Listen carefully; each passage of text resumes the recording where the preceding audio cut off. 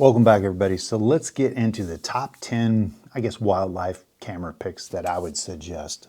Under $1,500, has to have a minimum zoom of, let's say, 840. Let's lift that. And it's something new on Amazon, on Adorama, something you can pick up, not something you can find on like a really good special sell. It's something that's very accessible. You go out right now. If they have it in stock, go out right now and pick it up. Yeah, let's jump in this. So number 10, we're going to go, the least expensive to the most expensive. Let's do it that way. Number 10, which I would suggest, is the Panasonic FZ80. Now that's one I've had years ago. It's a good camera. FZ80, 18 megapixels, 1200 millimeters. So it gets out there a ways, does some really good 4K. I was surprised at the 4K. Buffer's pretty decent. You get a low ISO of 80, so they'll let you go down to 80. And the drawbacks with that camera is the EVF is really dated. It's super light and it feels kind of cheap. It's only $297 or $299, so that works out in the benefit. Yeah, other than that, it's a little noisy when you start getting 200, 400, and 800, definitely. So you want to keep in that 200 millimeter or 200 ISO range. But it's a steal, man. It's only about $300, and you can take some really good video and photos with that. You just have to watch the low light. So going up from that, another $100 is the Canon SX740. This is a point-and-shoot pocket camera, 960 millimeters, 20 megapixels, does 4K 30 frames a second. Yeah, 4K 30. It's $400. Everything's good.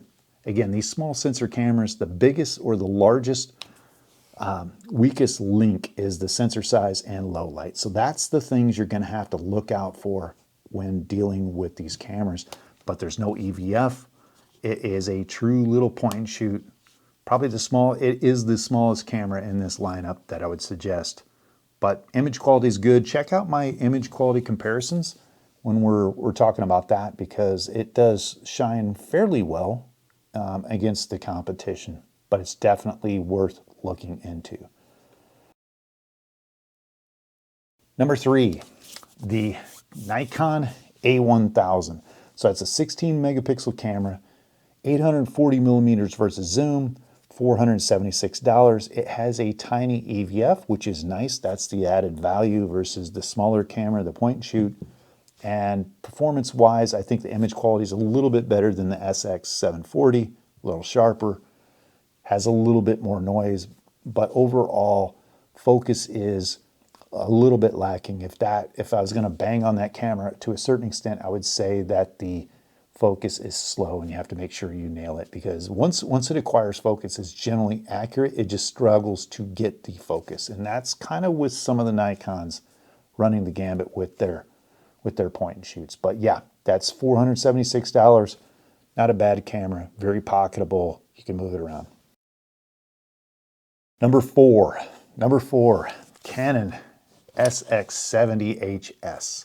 This is a 1365 millimeter camera, or I should say lens, 20 megapixels.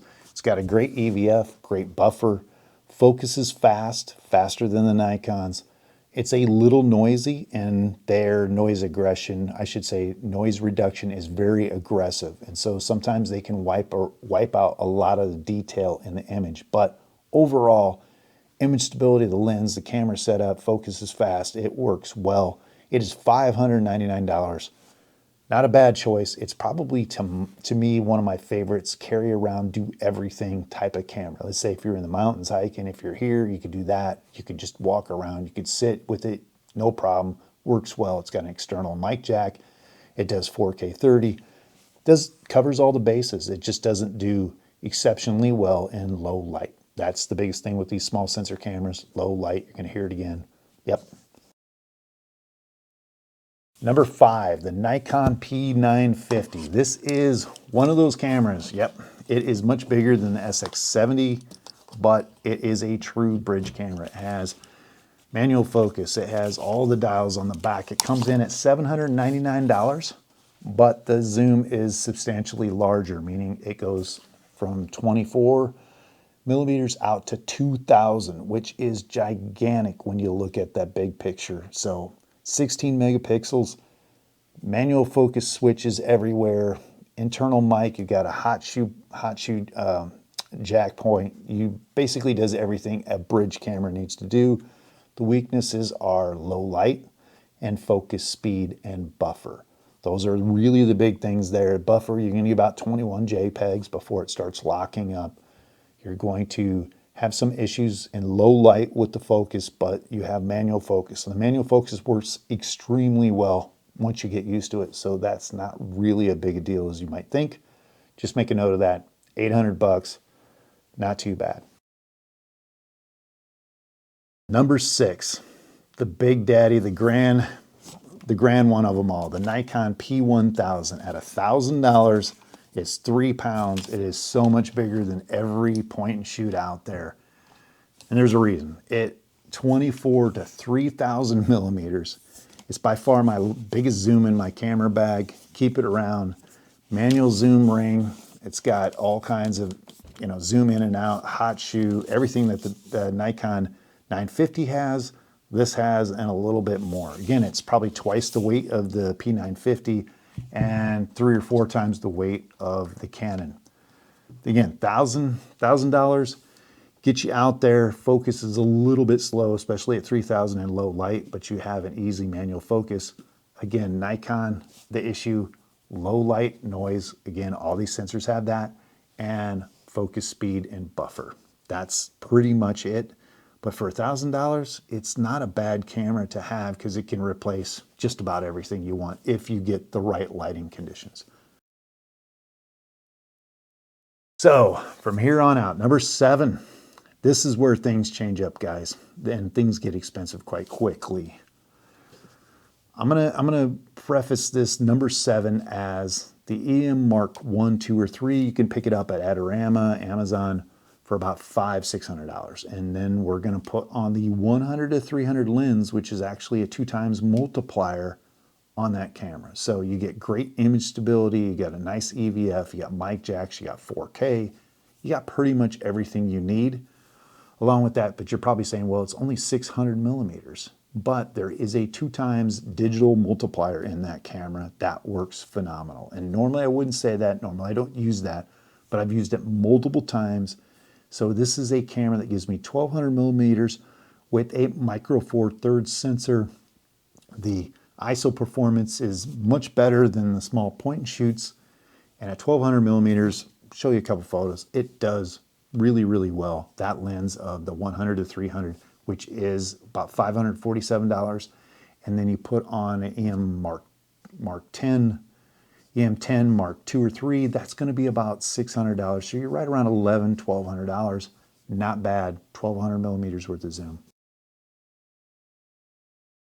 M200 Canon paired with an adapter, paired with the Sigma 150–600. So here is the situation. Everything else out is going to have this Sigma lens because it's the cheapest one out there and most affordable. It is a must.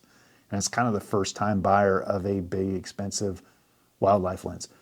M200 with an adapter, that's going to run you about $500–600.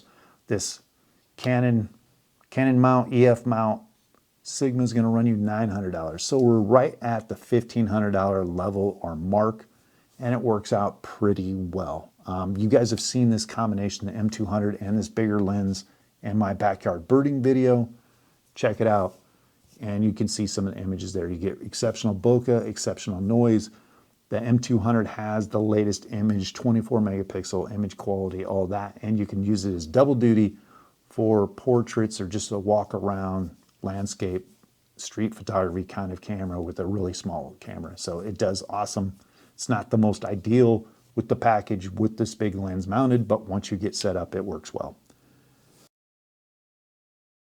There we go, number 9, Nikon D3500 paired with the Sigma F mount, the Nikon mount. This is the D3500 is right around $600.